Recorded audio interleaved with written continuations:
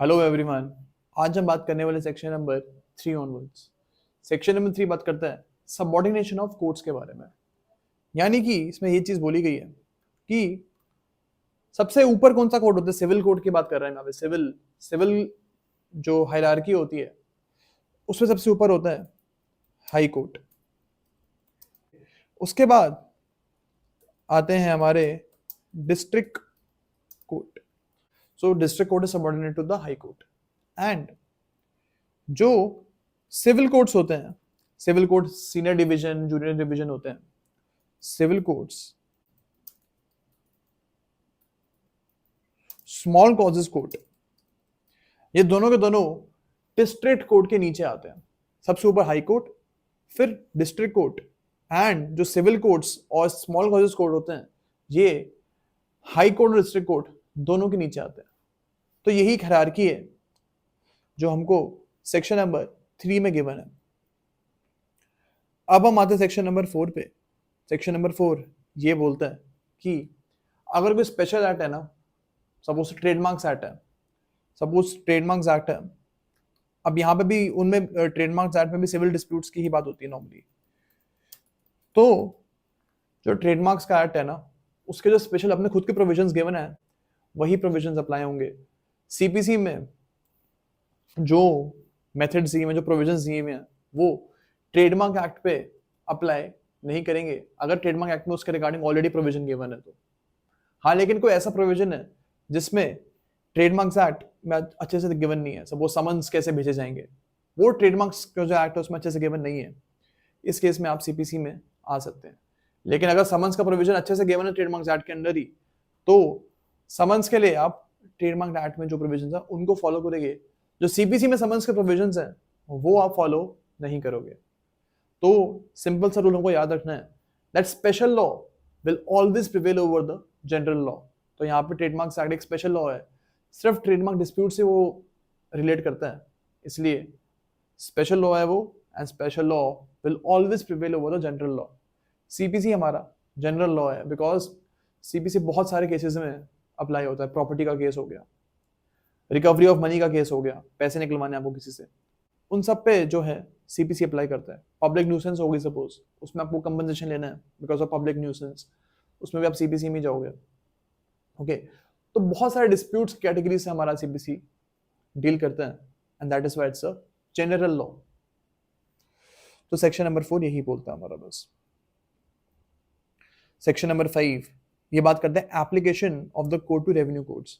यानी कि अगर स्टेट गवर्नमेंट चाहे तो वो ये भी कर सकती है कि सीपीसी के कुछ प्रोविजंस को वो ये बोल सके कि कोई रेवेन्यू कोर्ट है वहां पे सीपीसी के कुछ कुछ प्रोविजंस अप्लाई नहीं करेंगे, तो ऑफिशियल गैजेट में वो स्टेट गवर्नमेंट निकाल देगी एंड जो प्रोविजंस वो मेंशन करेगी स्टेट गवर्नमेंट, वो प्रोविजंस जो है वो पर्टिकुलर रेवेन्यू कोर्ट पे अप्लाई नहीं करेंगे सीपीसी के।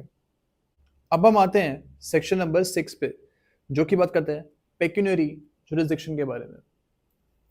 हर कोर्ट की एक पेक्यूनियरी जुरिसडिक्शन होती है। ओके, इसका यह मतलब है कि अगर सपोज कोर्ट नंबर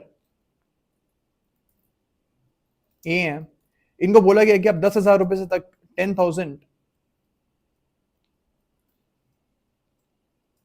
10,000 रुपए से ऊपर के केस आप नहीं सुन सकते हो, तो इनकी पेक्यूनियरी जुरिसडिक्शन जो होती है वो ये होगी 10,000 रुपीज की। 10,000 रुपए से ऊपर के केस ये नहीं सुन सकते। अगर ये 20,000 रुपए का केस सुनते हैं देन जो उसमें डिक्री आएगी that can be void. Okay, तो इनकी सिर्फ लिमिट क्या है 10,000 तक के केस सुनने की, एंड अगर ये उसके ऊपर केस सुनते हैं देन जो डिक्री है वो वॉइड हो सकती है। ओके, तो सेक्शन नंबर 6 एक क्वेश्चन यही क्वेश्चन करता है कि जितने आपको जुरिसडिक्शन है पेक्यूनियरी उतने तक की आप केसेस सुनोगे। अब हम आते हैं सेक्शन नंबर 7 पे, ये बात करते हैं प्रोविंशियल स्मॉल कॉज कोर्ट्स के बारे में। अब इसको समझने से पहले हमको एक चीज बता देता हूं that there are 2 types of courts, provincial and presidential small causes courts. Provincial small cause courts वो होते हैं जो कि small causes courts Bombay, Calcutta and Madras.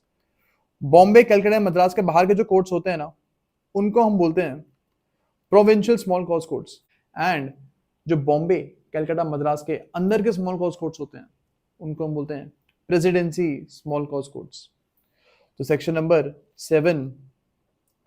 7 ये बोलता है कि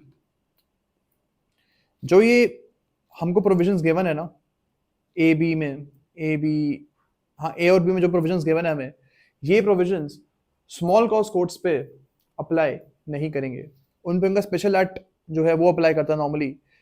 provincial small cause courts act है वो नॉर्मली अप्लाई करता है प्रोविंशियल स्मॉल कॉज कोर्ट्स के ऊपर।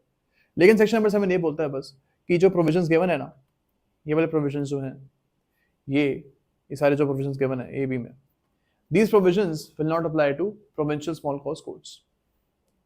अब ये प्रोविंशियल प्रेसिडेंसी का जो कॉन्सेप्ट है ये ब्रिटिश के टाइम्स में होता था, अब इसकी कोई रिलेवेंस है नहीं बिकॉज अब कोई स्टेट को स्पेशल प्रिविलेज नहीं मिलती है। सेक्शन नंबर 8 बात करता है प्रेसिडेंसी स्मॉल कॉज कोर्ट्स के बारे में। ओके, ये बात करता है simply that majority of the sections of CPC will not apply on small causes courts of Calcutta, Madras and Bombay. तो सेक्शन नंबर 8 यही बोलते हैं।